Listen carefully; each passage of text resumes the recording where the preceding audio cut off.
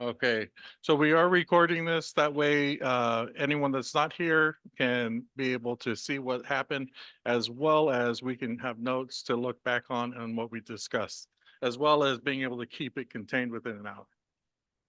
Online, we have David Leonard. He's comes back and forth between Riverside.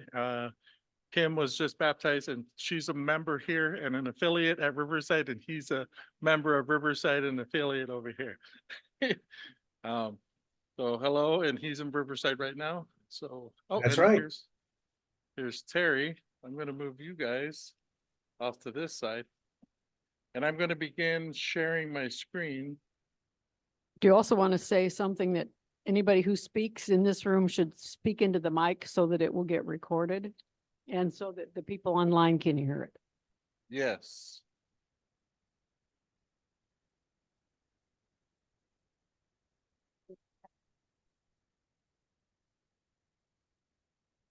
Just make sure I can see everything so that if we see Terry or David trying to say something, we know. All right, so there are three other microphones in the room, and if you want it to be heard and be put online and so that people or answer a question or conversate with someone, comment online, please make sure you turn it on and then turn it off again. That way that's how you mute it. So, and it also amplifies in here. So hopefully it helps with everyone that if you need assistance on that. So today's meeting is mostly about exploring the idea of what it would mean to use the church property in order to assist in affordable housing here in Borrego. One of the three main wants that I've heard throughout Borrego Springs since I've gotten here and in so many different committee meetings has been education, medical, and affordable housing. And they're also kind of connected because with affordable housing, kids can have better care, they can afford more of the medical expenses and food and such on. So they're all kind of connected, but one of the things we had discussed with St. Barnabas was whether or not there's something that we could do with the land between, and there are other churches that have had success in partnering with developers that would work with nonprofits that would build on a site and then develop it and manage it for a set amount of time, and a percentage of the income from the rent would go to the church. And after the lease is up, the buildings and property fully revert back to the church. So there are different ways and avenues to do it. And it also means that the church can be more sustaining on its own as well, rather than just having the lots. But it's important to make sure that we're recognizing the significance of the land, what it means when we integrate with other communities on that land, and also any wildlife and natural ecosystems that we need to be aware of and be diligent and careful of that. So in lieu of that, how many of you know of the parable of the 10 minas? The parable is where there's three different people are given the same amount, and then each one does something different. On one of them, the first one, when the master comes back, he shows him that he's grown the amount of money. And in that, because you have been trustworthy in a very small matter, take charge of 10 cities. The second one had 5 more. And he said, you take care of 5 cities. The last one just buried it and did nothing with it. And because of that, the master took away the money that was given to him and gave it to the one who had the 10. This is an important lesson for us to understand. If we sit and try to hold on to something too tightly, we need to learn how to ebb and flow with the communities that are around us, that sometimes by letting go, we're actually growing something even bigger. And the important thing about this lesson is to be that in this situation, the people that did their investing, they did it they did so with knowledge and with careful planning. They weren't just, they were given the chance to manage a city. So that shows that they must have had some kind of understanding and being able to take that opportunity. And in doing so, what we do with our time, our gifts, and our items of worth, whether it's money or property, it is very important, not just in a secular sense, but also in a spiritual sense. And we've kind of talked about that last week in the sermon, and throughout this month, we're talking about how we grow our gifts and in our community. And there, it's important to look at things in new ways to see whether or not something needs to change. Just like a potted plant sometimes grows too big and it needs to be put into separate pots or broken up, and you need to be able to see what needs to be done. Exploring the use of the church property for affordable housing. The purpose of this meeting is to decide if we were to explore further, then we would have discussions with St. Barnabas and eventually developers. We want to know what our mission or purpose is in doing so. We want to know what level of support we're going to be providing to that community. Who are we going to be talking to for affordable housing? What kind of needs will they have? What kind of amenities will they need? And are we going to be doing it directly? Or are we going to have a managing partner? And the last one is boundaries. What are our cutoffs? What don't we want to get into? And we need to make sure that we have those ironed out, not just so that we can say, hey, that's not what we're doing, but so that we can firmly and in a healthy manner say that that's not part of our mission or purpose, but we can help you by finding another resource somewhere else. This is also to help keep our friendships with the Episcopal Church and the other churches and the community, because when boundaries are not clear, toes get stepped on, and personalities come up to the surface. And then while we're all friends now, this is one discussion I've had with several of the Episcopalian friends and brothers and sisters, was that what I want to make sure is that we're all getting along right now, and there definitely is no issue with what kind of things can be grown together. But 10, 20, 30 years from now, is there going to be an issue? And so we need to be clear on where our boundaries are on this, if we're going to move any further. All right. So how many of you recognize this? All right. All right. So this is Church Lane right here. This is technically, we do hold a deed for this, but it is opened up for the other churches. This is the Lutheran Church right here, the Catholic Church right here, the Methodist Church right here, and the Episcopal Church right here.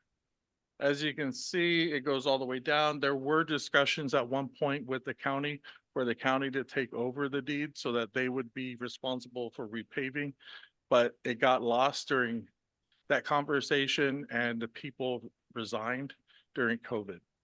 I had sent up a message last year, back up the chain, starting at the lowest form, saying that if they were interested in having those discussions, we can reopen it.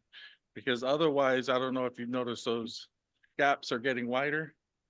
And then we'll have to do a fundraiser of sorts in order to get that. And that's something all the churches can get together and try to raise money for. So that's the first. Yes, this is the Lutheran Church's property. Those are the physical boundaries of each of those churches, is that correct? Yes. So this one is the Lutheran Church. This one is, I'm not sure who has this one right here, but this one is the Catholic Church. The Methodist Church, we have two of them. This is one, we have a total of four. This is one down here, a weird shape. Then there's another one down here, and then the Episcopal church is down here. If I may, Is there more to that map? Can we see the lower half? Yes, Can you so, move it up? well, yeah, I'm gonna go through some slides. I just want everyone to, I'm gonna go through each map. George? okay, when Pastor Rob is here, we sold part of that, our holdings there to the Episcopal Church. How much Yes, did we sell? yes, so that, No, we I think, sold- I think it was, it was before Rob was here, wasn't it? Well, no, Rob, No, because the Episcopal church was already built when Yeah, I Rob know. was here. but there's some of the property between us and, the Episcopal Church. If I remember correctly, Rob sold it when he was doing all of the, I remember nothing about that, and I Okay. was on trustees for part of that time. okay. I think I would have remembered, but I could be mistaken. Yeah, yeah, it's, Jim Wilson told me that we own down to the edge of the Episcopal Church. And that, if there were any negotiations, they did not come to fruition, so okay. that's all I. Yeah, I know if, as we go down, I'll show the other boundary lines that will be coming up. So this is just Church Lane. That's to show you that, and that's something we need to, I have opened up. I have reached out to the county board, the people that take care of it, and said if they would like to have a discussion, we'd probably still be interested. It would save a lot of trouble, and it would, it's gonna be a public road anyways for all the churches, so, but that would be something to be in discussion. So the first slide I'm gonna show you next, this next slide is gonna be the land that the church is built on, here. The second slide will be the land behind, the church and next to St. Barnabas. So this is that polygon, did I say, is that the correct term for it? This is right here, the parking lot. All the new asphalt is right here. This is an easement right here that technically nobody has, and the Catholic Church has that. That's the part of the road that isn't painted in between us and the Catholic Church. It goes down to a point down here and then shoots out over here. This is where the cross is, right around here. And the big cross is up here. So we, yeah. All right, and then, so that's this one and the next one. That didn't used to be our property up there, and when the property was donated to the state park, it included the cross. And so they redrew the boundaries so that they didn't have to move the cross, and part of that property then came to us. They redrew the boundaries, and that happened when Rob was here. Yeah, 2007. That was the last update on one of the billing cycles on these maps that I had pulled up. 2007 said something had happened, and it was from the Borrego Foundation. So that would be, I'm assuming that's what happened when it was redrawn. So this is the next portion, and this is where you can see, here's the funny shape that the church is on, and with the corner parking lot. And this is the wall of the Episcopal parking lot. And it goes all the way back and cuts out there. So one of the ways that we've been, Father Michael and a few of the other church leaders have been talking about is by both churches building something on each of their properties and then having some kind of community area in between. We'd have to acknowledge whether or not it's gonna, if the community area is built on our, on the Methodist church property, then we lose an easement rights where they're gonna be allowed to come over onto that site, and we have to keep it open. And vice versa, if a community center is built for the, whatever the center of the community is on the Episcopal side, then they will lose an easement right to, we would gain easement rights to use that area. So there are possible solutions like putting it right in the middle so that both parties get share and lose that same plot of land. But that's something that would have to be spoken about with developers. Okay, go ahead. Are we looking possibly with that land that the entrance to it would come off of Country Club Drive rather than off Church Lane? I think that would probably, again, that would be something we would talk to developers about eventually, but I do believe that that might be a good thing to have. And also, it would also be nice to have a road between them and us as well, so that if, say, if they do want to attend the churches, that they can easily go straight through the churches and go even to the library. It'll be safer than them trying to get out on the country club. Thinking for kids and stuff walking, they could make their way to the library and the parks and, Can I ask sort of a stupid question? All of the stuff in white there, is that ours? yes, Everything in white with the boundaries around it? yes. That's the Methodist Church's property. This, well, we have three plots right here. We have this one, Okay, this weird shape where the church is actually Yeah. on. And the church lane is Yeah. also technically, and everything that's in white. yes. Okay, So like, here's this one, the small one. And if at some point we want to go walk around there and have a look at it, it might not be a bad idea to get actual size and scope. But Mateo, what's the, A lot of that is hillside, yes, which wouldn't be buildable. yeah, so right here is all hill. And well, I think all the way down to here. well, Did someone online?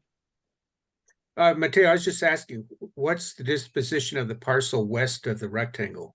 Is that all one parcel with a street running through it? West of, right here? No, to the The- opposite side. The street that runs through there is not actually a street. Understood. It's But- on some but- maps. No, clear off to the left, Mateo. That curving thing. Oh, That was the original design of a Montezuma grade as it came down the mountain, and then they changed it. But Oh. this road here still exists on maps, even though it's not a road and never will be. wow. But is the land on the far left a separate parcel or is it part of the rectangle?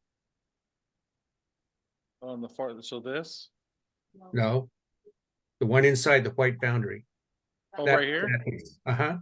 I am not sure, when we had a realtor, pull up the map for us to show. So if you go online and look it up, that's what it shows as the property lines. And I Okay. know it's kind of a weird shape up here, and I think it has to do with, the donation of where the cross is. Okay. And I'll move back to the very out here. So the meetings we've been having in the larger community about affordable housing, Dan Wright and his developing project is gonna shoot off of the top of Church Lane. Can you guys see my mouse? Yeah. Yeah, so there's gonna be a 55 and older development over here in this area. Possibly. Possible, he's already got the drawings and the architecture done, so I think Well, he's. they're also the idea about the fires, the new fire station and the fire station clinic has not been approved by anybody yet. Yeah, So I don't know if the other portion of that will happen if the fire thing doesn't go through with the county. yeah, so what they're doing, one of the things, they're trying to bring an extra firehouse, county firehouse, and have it double as a clinic for people that go to, hopefully be more low income driven, and the amenities, there'll be pickleball courts and some other stuff right there, and a clubhouse in the middle with the that firehouse clinic. But that's still in the works, but that's what we've been doing. We've had 2 meetings so far. The 3rd meeting is coming up in May or the end of March. I think it's May. Oh, yeah, I was Well- thinking April. And even though they have, some architectural sketches for this, I don't think that it's ever been approved yet by the county either. Oh, But- okay. So I think it's just an idea still, even though they had an architect who drew up some ideas. And if you want to see those, we have them on the BMA's website, or YouTube channel. I can share them if you want to look at those meetings as well, or recorded and on the BMA's, YouTube channel. One of the other things about being a church is that a lot of zoning restrictions have been lifted for, in SB4, I think it is, which allows for churches to use their properties as, they don't have zoning restrictions if it's only church, say it's only industrial or agriculture. Well, a church can, if a church is on it using their property, they can turn it into residential. But the good news is as I was going through the paperwork for this Excuse me, slot, before you leave that, this is single residential already zoned, so. before you leave that, there's two other parcels there, the one behind the Lutheran church and that other one. Who owns those? That one and the one, that one. This, I am unsure. I know the Catholic Church holds this one. I'm assuming that they hold this one too because they were part of that cross project initially. If you look up the historical documents, they were the ones that took the cross up there. So whether, I would have to look into that. And the Catholic Church hasn't been necessarily in talks yet because what we've been talking with the Episcopal Church is in this area of land down here. One of the other things is how important the Easter sunrise service is ecumenically on Church Lane. We want to try to make sure that we don't cause any disturbance to being able to see Font's Point or where the sunrise is. We want to try to take that into design consideration as well. The other place is the parsonage property. So, and it's just to make sure we're keeping everything open on what is available everywhere. This is the plot of land that the parsonage is on. So if any of you have been there before, here's the back fence. Yeah, and so there's all this back here. There is an easement that has to be kept open for the power lines and structures, but maybe, there's also the idea of helping house teachers, other workers in the area, park rangers. Maybe you can put some kind of housing unit in the back, or what do they call them? Granny flats or ADU, yeah. Maybe that's something to help with the schools being able to help teachers that are qualified and exceed their qualifications to get, like, as an incentive to come here, possibly being able to help them with housing as well.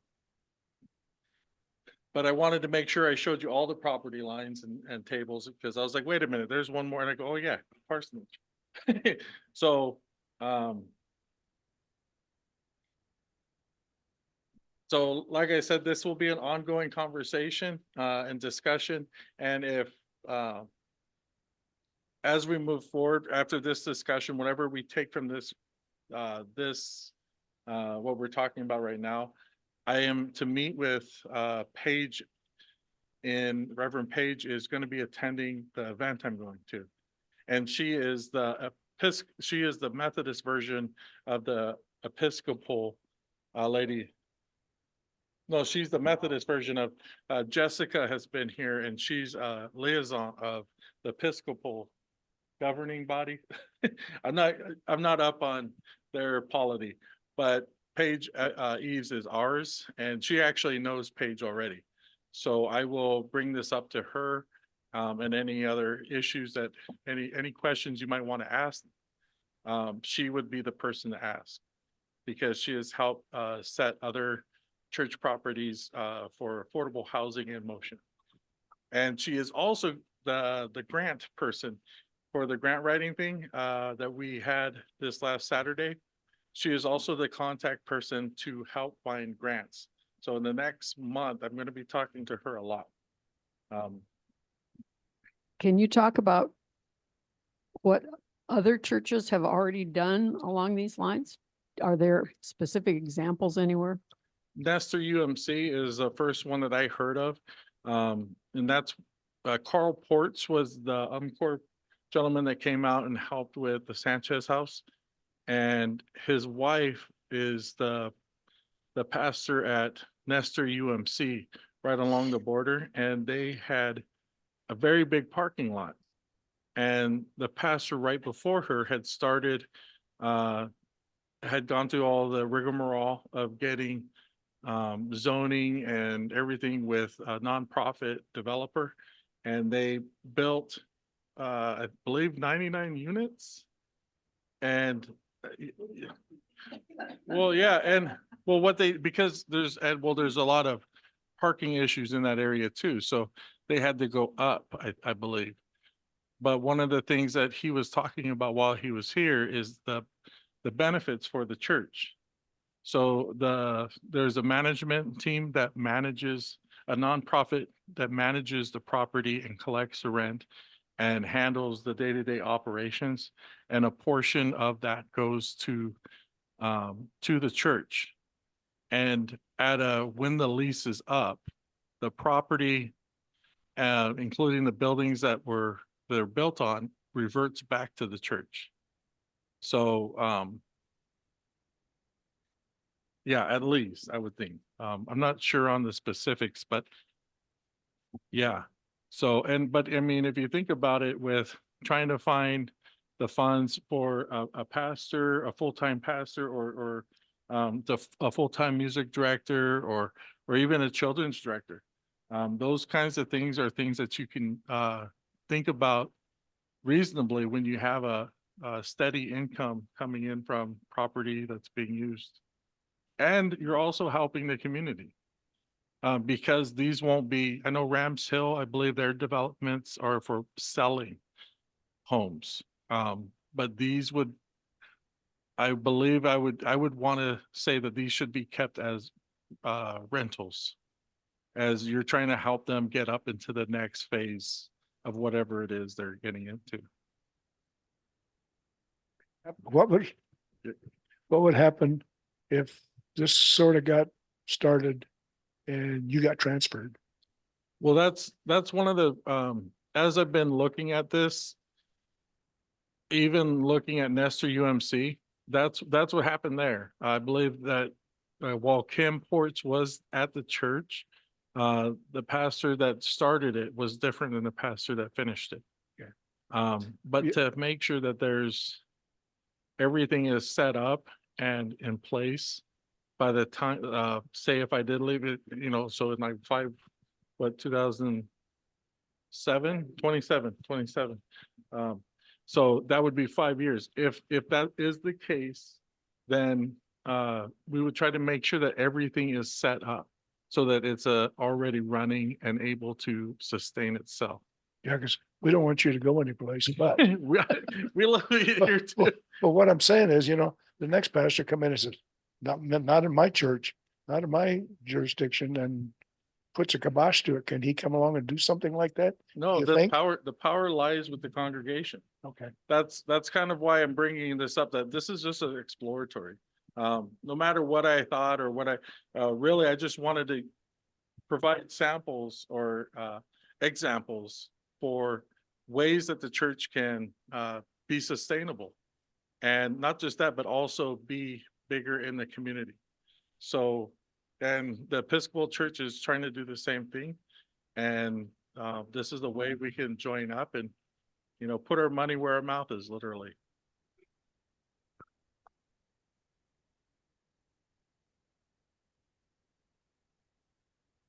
You're on. Just go ahead. Oh, has anyone approached the Catholic Church? Is it because they don't have the space that they wouldn't be involved in that?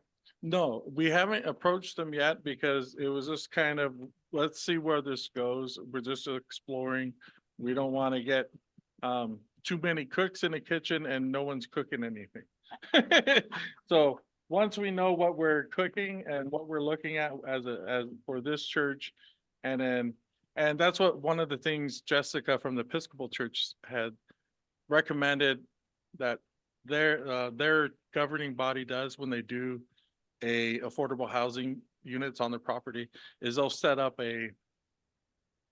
almost like a disclosure statement of what they want to do, the kind of iteming their boundaries and how far they want to reach out.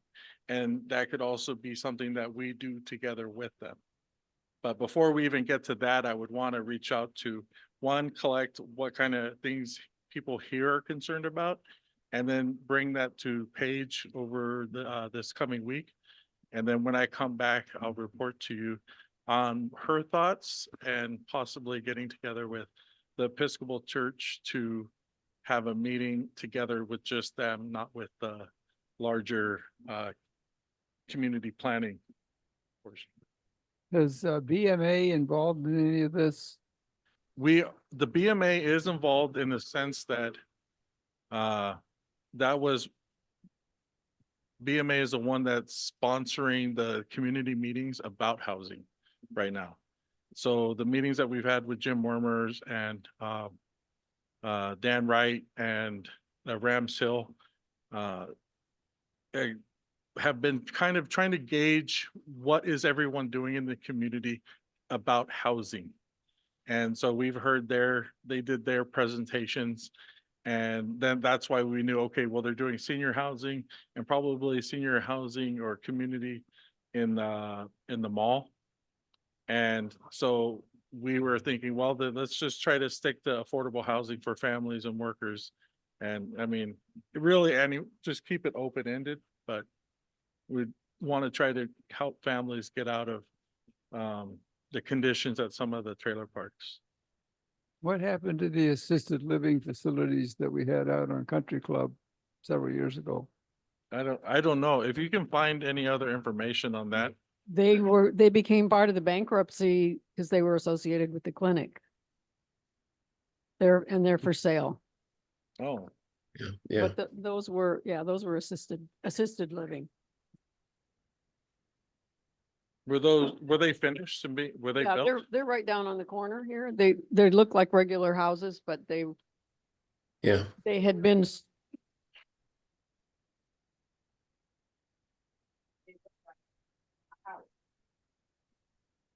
With- there were 4 houses built, and then I think they built an additional building for for kitchen. They had to have a different kitchen for it to be used in the way it They was, took but two of those 4 houses. yeah, and the other and 2 were just sold to people. Yeah, and they kind of remodeled the inside of them a little bit, but they didn't change them a lot, but they took the garage spaces, I believe, and turned insulated the garages and made some space in there, because the garages, I don't believe still exist as a garage.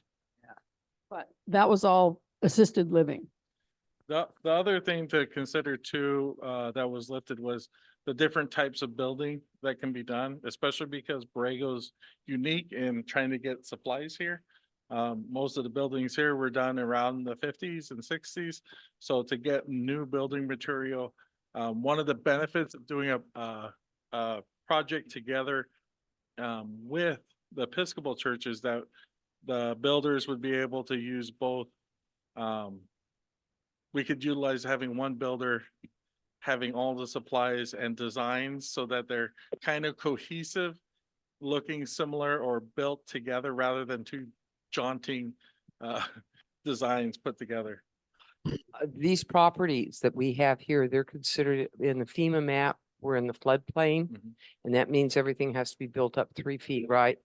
So that Yes. changes a lot too, as we look at development. Yeah, that would be something regardless. So we'd want to make sure that it's safe. There's no point in building something if it's just because we can open up zoning on a church doesn't mean we need to put things that people could get hurt in. So that is something that we want to look at. There are different types of building materials that are out there today that some are looking to be approved by the county and by the state. And if they are, that might be something that we could look at. but, uh, Looking No. at metal buildings, there's at least one house in town that's been built all out of steel and another one was designed. And those are low maintenance and so really, and they're built up also. yeah. But that's a consideration. That's something that would be something that I would think as part of our mission or purpose, of what our guidelines want to be. Do we want to try to make sure that we're using sustainable materials? Are we going to try to, make sure that we have an emphasis on solar use? Yeah. Looking at the water, what do you call it? The water fixtures inside and outside to try to make sure that everything's not only sustainable, but also we can keep the bills down, not just for us, but for the people that are living there. Yeah, Has anyone defined the need or the expected need for this? I believe the deeds are here. Need or Need. deed? The need.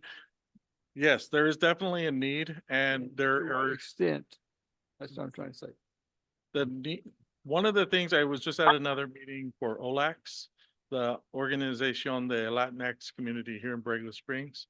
And one of their well, they're going to be canvassing the Hispanic community as well as other communities that are in El Rancho, that are in El Santiago, that are in these other areas where people need affordable housing, and asking them questions that are open-ended, that aren't as scary.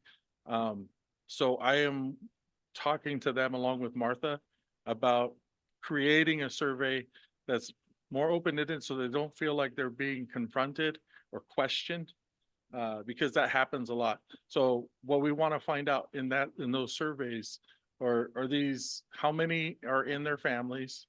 Are they going to be needing 1 bedroom, 2 bedroom? Or do they like the idea of having a rec room that's available for them for community parties? Different stuff like that. What would be useful for their community? Do they need like a small library, high-speed internet? That way we can make sure that we put that into the building structure. You know, I know this is just exploratory, so, and you're going to talk with Paige, who's a professional in real estate management for the churches. Is that? She's a director of, I'd probably put it bluntly, she's the director of resources on a conference level. So as far as, she is called a change planner. And what that means is that she also has access to all the grants.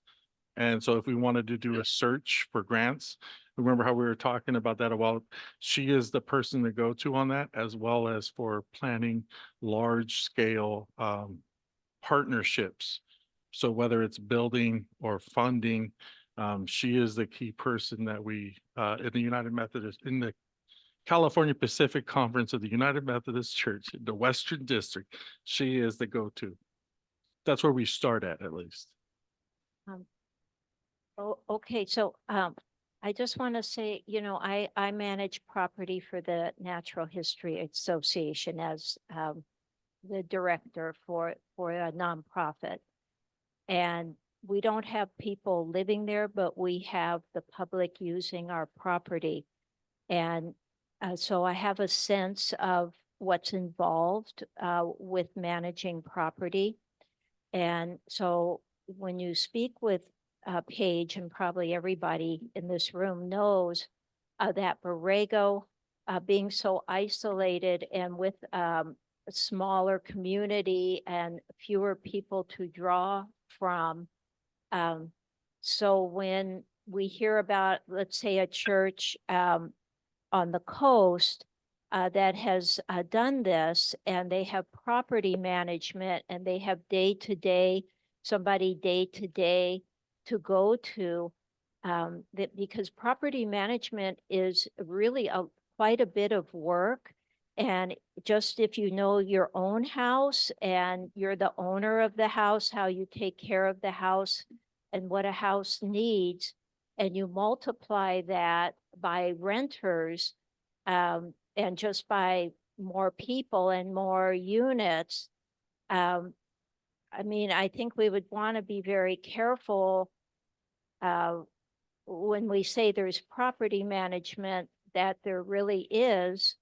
And then the cost of maintaining property, usually in rentals comes out of your profits. So, so you have this percentage that's coming, but you also have a lot of expenses on a regular basis. And also I want to say that utilities and fixed expenses for property, whether it's water, solar, electricity, trash, all of these expenses have really gone up. Okay, so the cost of utilities, all the utilities involve landscaping, everything. So these are, to me, would be some of the considerations that would be very important in making a decision like this. So I just want to, that's a first impression that I have with this, a first concern, especially if one of the main reasons that we would want to do this is financial for the church. If that's one of the reasons that we're considering this, then we would really want to see like a business plan of what this means to the church. And then in 20 or 30 years, when these older buildings revert to the church, at 30 years, a house needs a new roof and everything. The kitchen needs to be redone. And if it's been a rental, it might need it before. So is that going to be a huge burden for this church when that happens? So I just would have to know all that to really have an informed opinion about this. So that's where I am right now. Yes, and I think those are very good points. Yes, because property management is very complex. Nydia came from a background in property management, and then before that was where we lived on site, and it was a 24/7 job. The good thing is that it would also bring at least 2 or 3 full-time jobs to the area for a manager, maintenance person, and probably another level of worker that would be all full-time. But how would it affect in 20 to 30 years when it reverts back is a big deal, and making sure that those the property management teams are keeping those buildings up, so that at 20 or 30 years, it's not just we get handed a pile of mess. I saw someone had a question online, Terry. I'm just wondering, we, as a church, we have trustees that manage our property. And this person, Paige, is she sort of the conference level chair of trustees for the whole conference properties? No, she's not. So like you have the director of young people, which is Mona Lisa, that came and preached one Sunday last March. You have the director of justice and compassion, which is Reverend Denise Barnes. You have these different directors, and they're kind of all in lieu on the same level. They're not the district superintendents, but they're also not, some of them are elders, and some of them are I think most of them are elders, matter of fact, but a lot of them come from social work backgrounds or other advanced degrees as well. So I wouldn't say that they are they're not conference trustees. They are more lines of connecting resources for ministry outreach and building different ministries in the church, or UMCOR they're kind of connected to Umpqua as well. So I would have to look up her title. I'll look up her official title. I have her card in my office. I probably should. I get the impression that that she's more of a resource person than a manager of any kind or a trustee of any kind.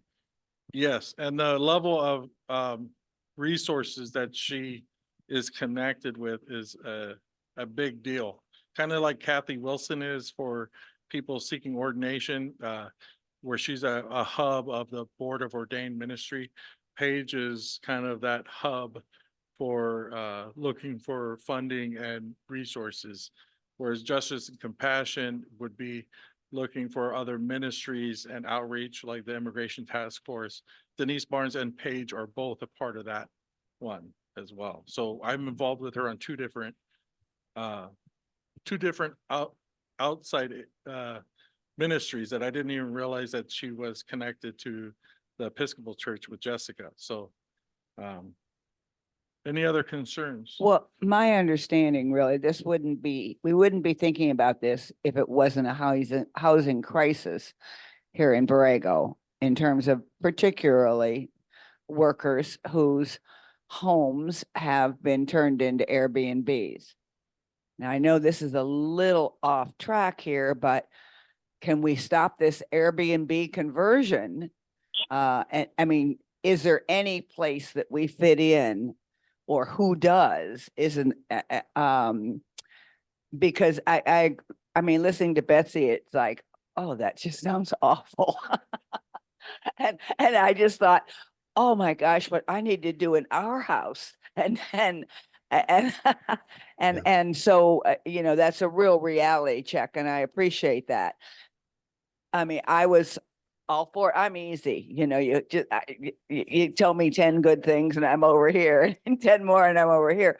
But I know that the need is really great, and that's what's driving this whole thing, rather than what the church would make, because it sounds like they would probably take a lot of whatever they made to keep this thing running. Yeah. But back to my first question, is there do you know, is there a county group or something that can put some of the skids on everything being put into Airbnbs? I have heard, but it has to be done through legislation from, they kind of got brought up at one of the last meetings for the community meetings.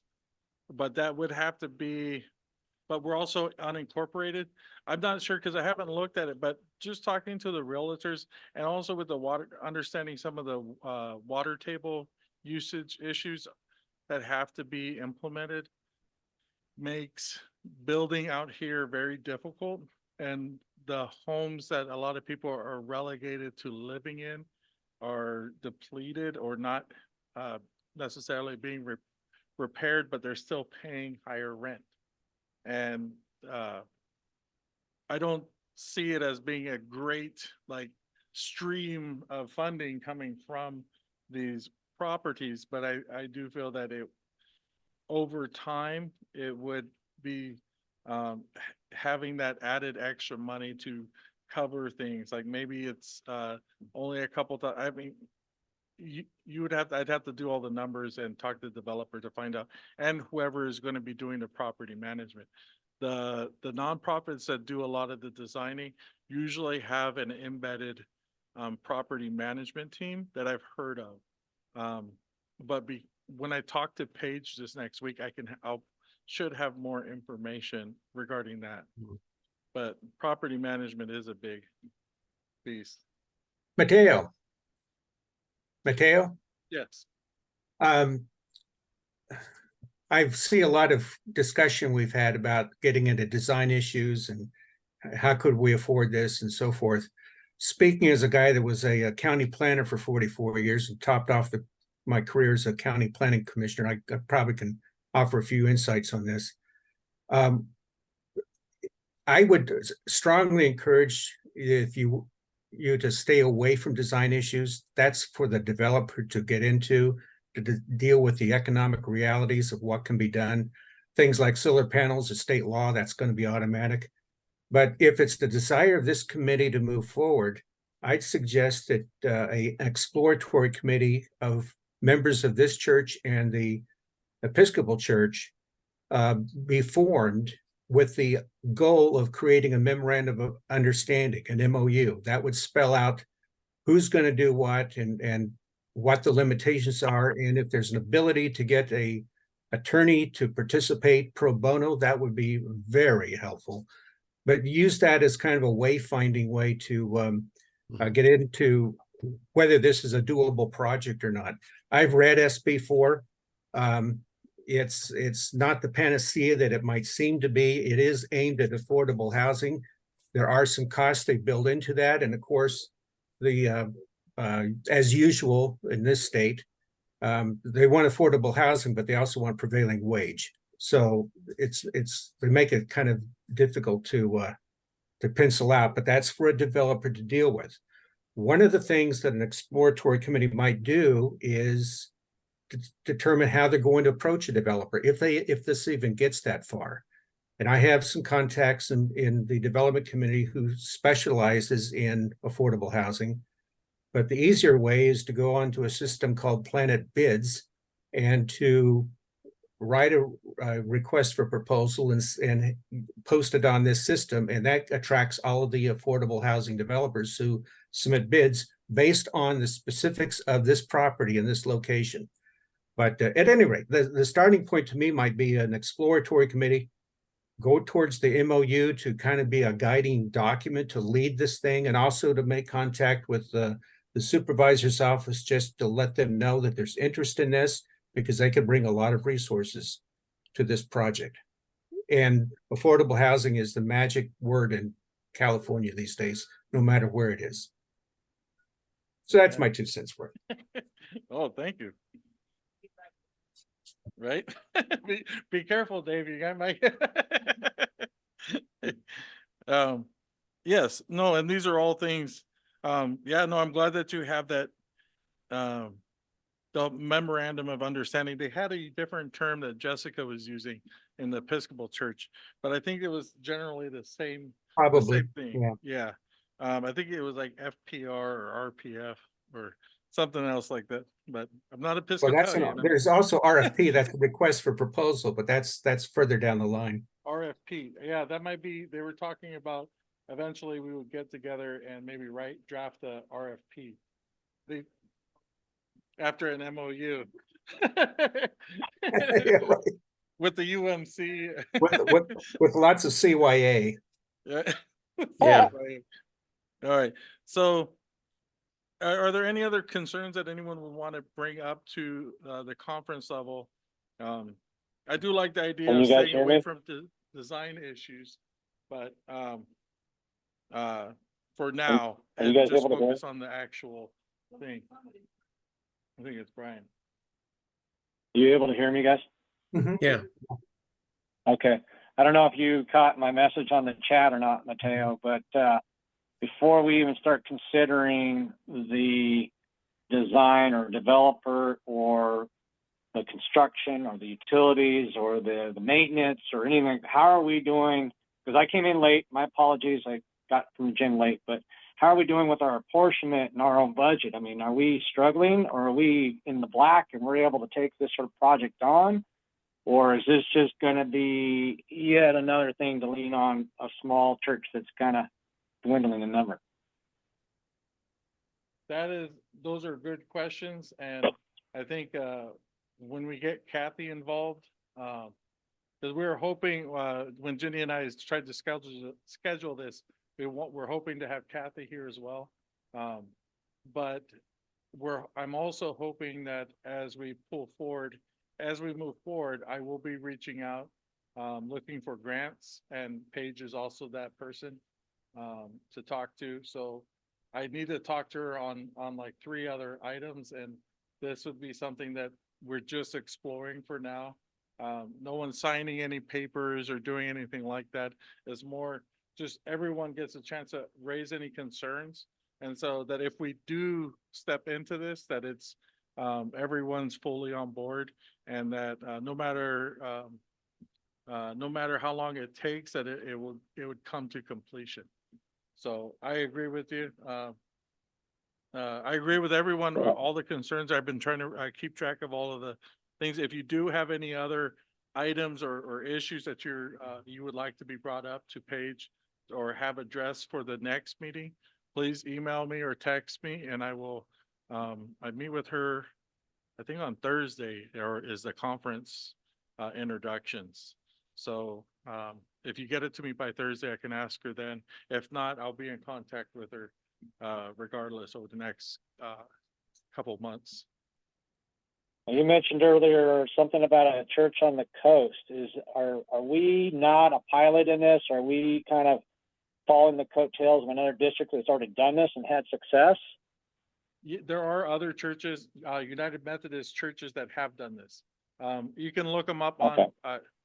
I think last month's newsletter, I had the links in it for Nestor UMC and another one, I think it was in LA. They're both United Methodist Church specifically, and Yeah, but then to that counterbalances with our population out here versus the population in LA, I can see them getting a lot more financial support aside from the grants, you know? yeah, you'd be surprised. You'd be surprised, especially if it's a rural area, the conference will pull together, especially there's a lot of, pull to communities that are underserved right now in the conference. At least that's been my feeling over the last year. It's been a strong push Mhm. towards underserved communities. So Okay. I'm surprised you didn't post something about the post today. What post? There's a new post, the church posted today. I was busy. It was a busy day, so I didn't get a chance. Well, there's a new But post out there. I'm working out more jokes for next Sunday, so, you know, Awesome. I'm working on it. You got to keep up with Marjorie. Yes. Could we just very briefly bring up this idea about the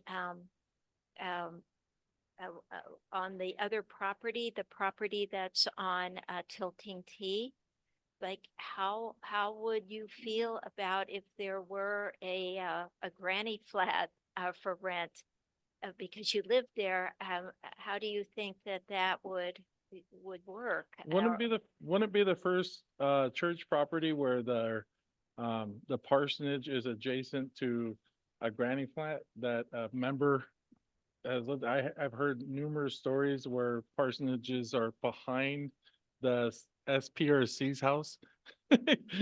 So I don't think it's unheard of. I've heard of stories where the houses were shared, or that the parsonage once was the once parsonage is now like an asylum seeker's house or some other ministry.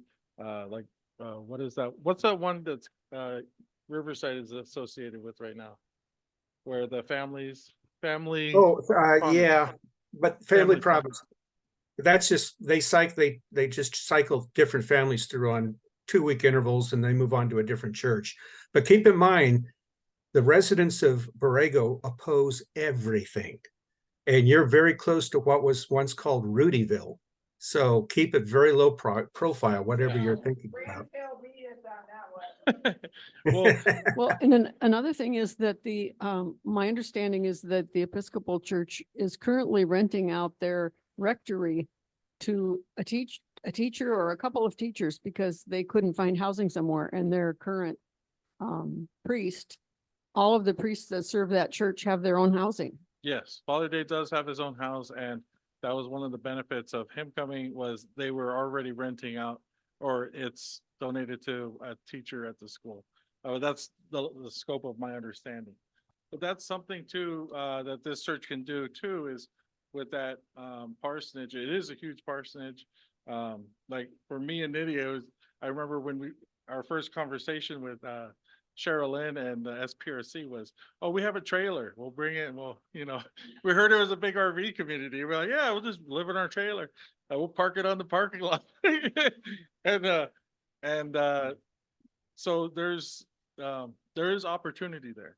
Whether it's behind it, there's a lot of room back there. If you've ever drive by it sometime and have a look and, you can see what it means, like the backyard, even in the backyard, right behind the backyard is a whole nother, it could easily be 2 more houses back there.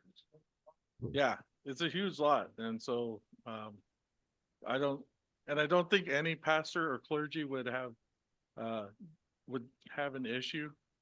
Most of us, when we're on it, we're saying we'll go, and that's kind of our thing. Yeah. One pastor I know, they were serving a church at the parsonage. They found black mold in it right before they got there. And so they had to, Yeesh. for the first year, they had to live in each of their congregants' houses for like, from a week to a month each until they finished the repairs. So it's not just awkward for the clergy, it was awkward for the, you can't say the things you want to your family when. I just want to say about that idea that when you talk to Paige, or maybe David knows there on the who's with us, if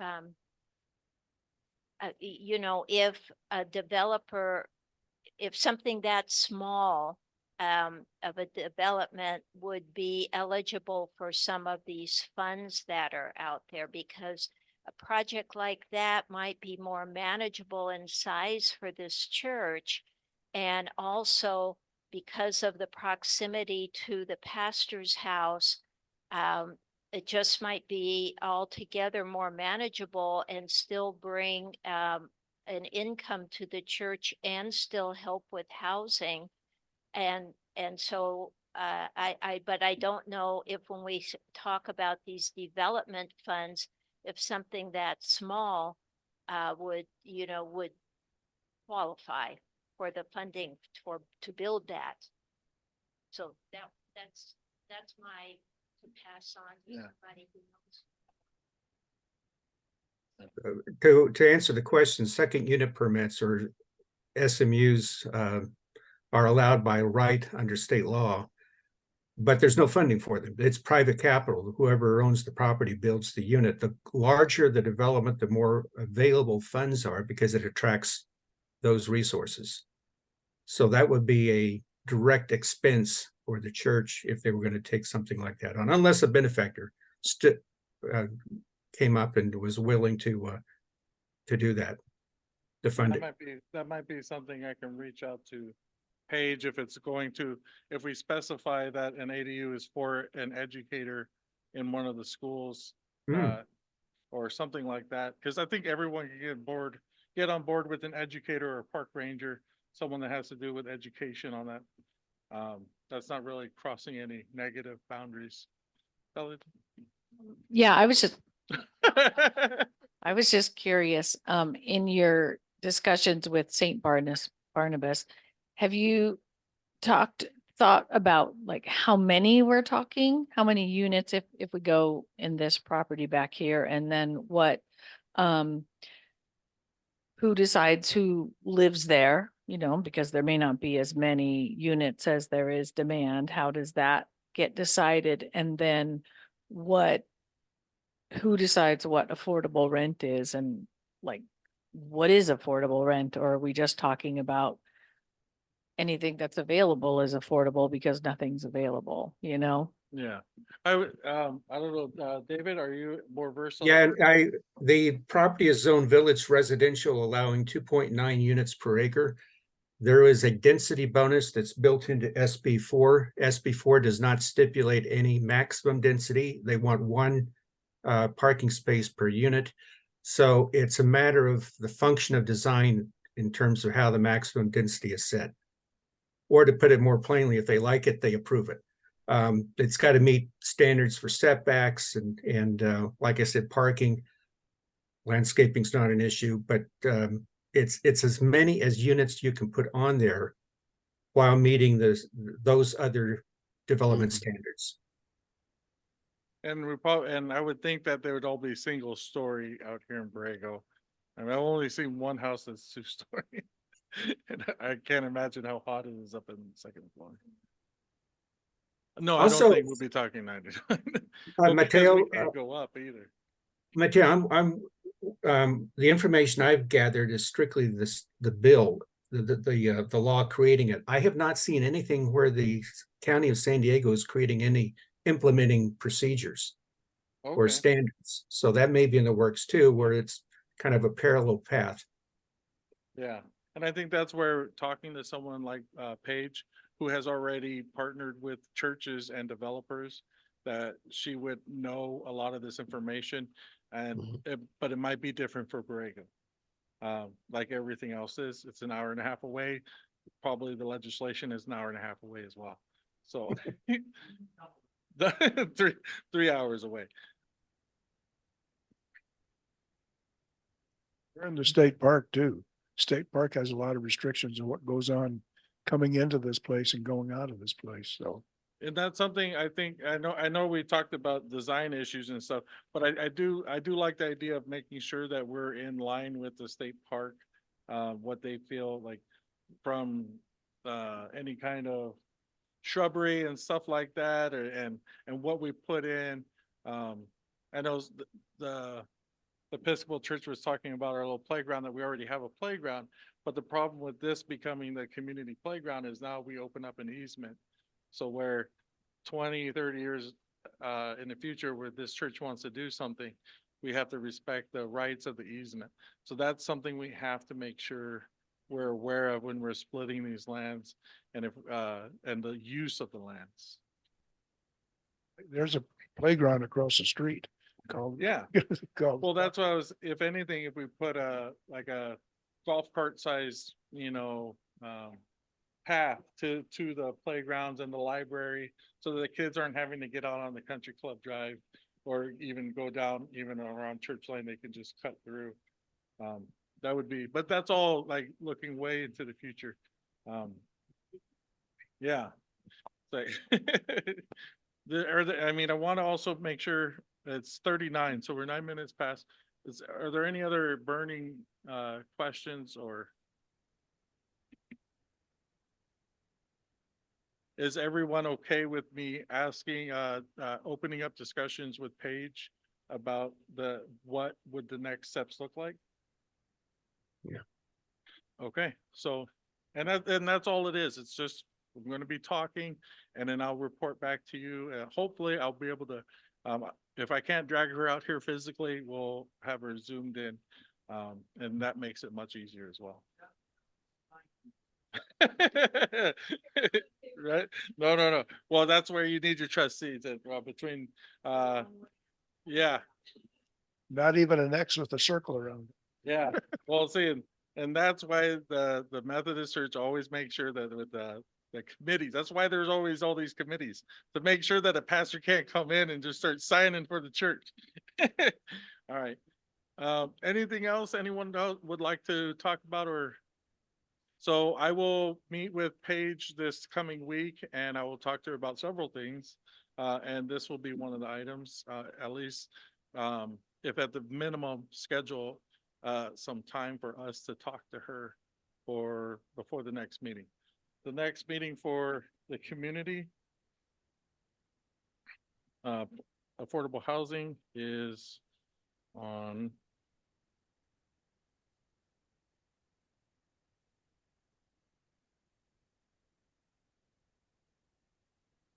I do not have it in here. It must be one of my other calendars. But what I would do is, by the time I get back, I will be meeting with, I'll try to schedule something with the Episcopal Church so that we can sit down as two groups and have our discussions as well with what Paige lets me know as well. Okay. All right. Anyone have a burning desire to pray us out? All right. All right, I gotta pay my keep right now. Dear Heavenly and Gracious God, thank you for opening our hearts and minds to explore the vastness of creation and helping us find what we can do with what you have given to us.